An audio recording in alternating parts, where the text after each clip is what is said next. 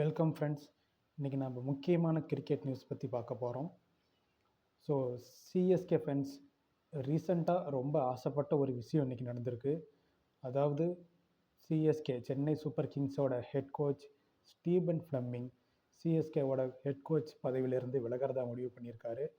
இதை அஃபிஷியலாக super kings management announce பண்ணியிருக்காங்க. ஸோ ஐபிஎல் ஆரம்பித்ததுலேருந்து சிஎஸ்கேவோட டீமில் ஃப்ளெமிங் இருக்கார்.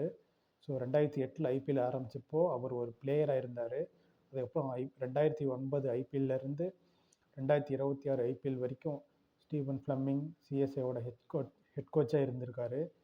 ஸோ அவரோட கோச்சிங்கில் சிஎஸ்கே மொத்தம் 5 தடவை சாம்பியன்ஷிப் வின் பண்ணியிருக்காங்க. 2 டைம் சாம்பியன்ஸ் லீக் வின் பண்ணியிருக்காங்க. அதுக்கப்புறம் 10 ஃபைனல் போயிருக்காங்க. 12 தடவை பிளே ஆஃப்ஸ் போயிருக்காங்க.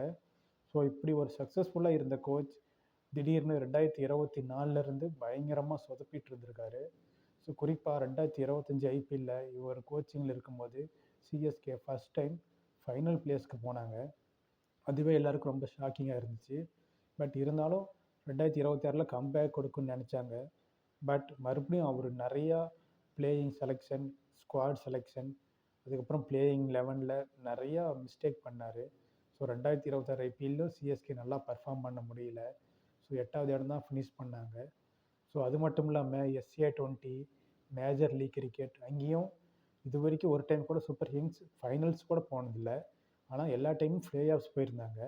இப்போது யூஎஸ்ஏல மேஜர் லீக் கிரிக்கெட் நடந்துகிட்டு இருந்துச்சு. ஸோ அதுலேயும் சென்னை அதாவது டெக்ஸாஸ் சூப்பர் கிங்ஸ் கலந்துக்கிட்டாங்க. ஃபஸ்ட் டைம் எவர் அவங்க பிளே ஆஃப்ஸ் கூட போக முடியல. ஃபைனல்ஸ் பிளேஸ் தான் எடுத்தாங்க. ஸோ அதனால் ஃபேன்ஸ் ரொம்பவே டிசப்பாயிண்ட் ஆகிட்டாங்க.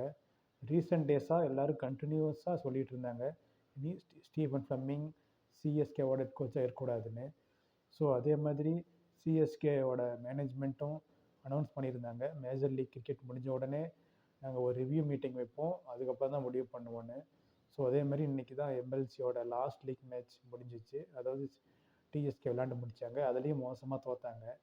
ஸோ அதுக்கப்புறம் மேனேஜ்மெண்ட், அதுக்கப்புறம் ஸ்டீபன் ஃப்ளெமிங் 2 பேருமே முடிவு பண்ணி so Stephen Fleming head coach பொசிஷன்லேருந்து விலகிறத அனௌன்ஸ் பண்ணிட்டாரு.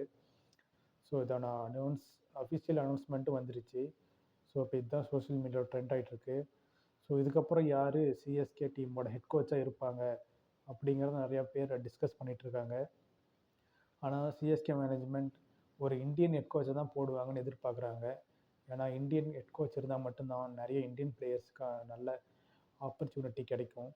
ஸோ அது மட்டும் இல்லாமல் இப்போது அவங்க என்ன ரொம்ப ஹாட் ட்ரெண்டிங்காக போயிட்டுருக்குன்னா, அதாவது நம்ம தமிழ்நாட்டை சேர்ந்த ஹேமந்த் பதானி தான் சிஎஸ்கேவோட அடுத்த ஹெட் கோச்சாக வரதுக்கான சான்ஸ் அதிகமாக இருக்குதுன்னு பேசிகிட்ருக்காங்க. இவர் ஏற்கனவே டெல்லி கேபிட்டல்ஸோட ஹெட் கோச்சாக 2 சீசன் இருந்தார். அந்த டீம் பிளே ஆஃப்ஸ் போகலை. பட் இருந்தாலும் அந்த டீம் நல்லா விளாண்டாங்க, மிடில் டேபிளில் ஃபினிஷ் பண்ணாங்க. ஸோ அந்த டீம் நல்லா ஸ்குவாட் நல்லா செலக்ட் பண்ணியிருந்தாங்க. பட் 2-3 சின்ன மிஸ்டேக்னால தான் அவங்களால பிளே ஆஃப்ஸ் போக முடியல. ஸோ ஒரு வேளை அவர் வரதுக்கான வாய்ப்பு அதிகமாக இருக்குது. அப்படி இல்லைன்னா பழைய சிஎஸ்கே பிளேயர்ஸ் யாராவது வரதுக்கான சான்ஸ் அதிகமாக இருக்குது. நிறையா பேர் என்ன நினைக்கிறீங்கன்னு தெரியும், நம்ம எம்எஸ் தோனி கூட வர வாய்ப்பு இருக்குதுன்னு நினைக்கிறீங்க. பட் அது அவரோட டிசிஷன் தான். ஸோ என்ன நடக்குதுன்னு தெரில. ஒரு பக்கம் ஐபிஎல்லில் இது ஒரு பக்கம் நடந்துகிட்ருக்குது. இப்போ ஐபிஎல் ட்ரேடிங் ரொம்ப பயங்கரமாக ட்ரேடிங் நடந்துகிட்ருக்கு. ஸோ அதுலேயும் குறிப்பாக ஹர்திக் பாண்டியா சென்னை வருவாரா இல்லையாங்கிறது தான் யாருக்குமே இன்னும் கரெக்டாக புரியல. ஏன்னா டெய்லியும் ஒவ்வொரு ரூமர்ஸ் நிறையா பார்த்துட்ருக்கோம் சோஷியல் மீடியாவில். ஸோ சிஎஸ்கே இப்போ தான் ட்ரேடிங் டாக்ஸ் ஆரம்பிச்சிருக்காங்க. ஸோ அது இன்னும் அஃபிஷியலாக எதுவும் வரல. ஸோ அதை பற்றி ஏதாவது நியூஸ் இருந்தால் கண்டிப்பாக உங்களுக்கு சொல்கிறேன். இப்போ ரீசெண்டாக வந்திருக்க நியூஸ் என்னென்னா, அதாவது ஹர்திக் பாண்டியாவே நான் வேறு எந்த டீமுக்கு போகலை, சிஎஸ்கே தான் போவேன் அப்படின்னு அவரே சொல்லிட்டாராம். ஏன்னா அவரோட குரு எம்எஸ் தோனி இங்கே இருக்கார். அதுவும் இல்லாமல் சிஎஸ்கே மேனேஜ்மெண்ட்டில் தான் ஏதாவது மேட்ச் தோற்றா கூட ரிவ்யூ மீட்டிங் அது இதுன்னு ரொம்ப நேரம் வச்சு டார்ச்சர் பண்ணாமல் கொஞ்சம் ஃப்ரீயாக விடுவாங்களாம். ஸோ அதனால் பாண்டியாவே சொல்லிட்டாராம் எம்ஐ கிட்ட ஓப்பனாக, நான் மற்ற டீம் கூட போக மாட்டேன், சிஎஸ்கேக்கு தான் போவேன்னு. ஸோ அதனால் இவங்க 2 மேனேஜ்மெண்ட்டும் பயங்கரமாக டிஸ்கஸ் பண்ணிகிட்ருக்காங்களாம். ஆனால் மும்பையிலேருந்து பாண்டியா சிஎஸ்கேக்கு போகணுன்னா ஒன்று ஆயுஷ் மாத்ரே இல்லைன்னா டிவால்ட் பிரேவிஸ், இவங்க யாராவது எங்களுக்கு வேணும் அப்படின்னு மும்பை சொல்லிட்டாங்களாம். ஆனால் ஸ்டார்டிங்லேயே சிஎஸ்கே மேனேஜ்மெண்ட் சொல்லிட்டாங்க, ஆயுஷ் மாத்திராவை எங்களால் தர முடியாது, எங்களோட ஃப்யூச்சரே அவர் தான் அப்படின்னு சொல்லிட்டாங்க. பட் இருந்தாலும் 2 டீமும் பயங்கரமாக இதை பற்றி பேசிகிட்டு இருக்காங்க. இன்னும் கொஞ்ச நாளில் இதை பற்றி ஏதாவது கன்ஃபார்ம் நியூஸ் வரும்னு எதிர்பார்க்குறாங்க.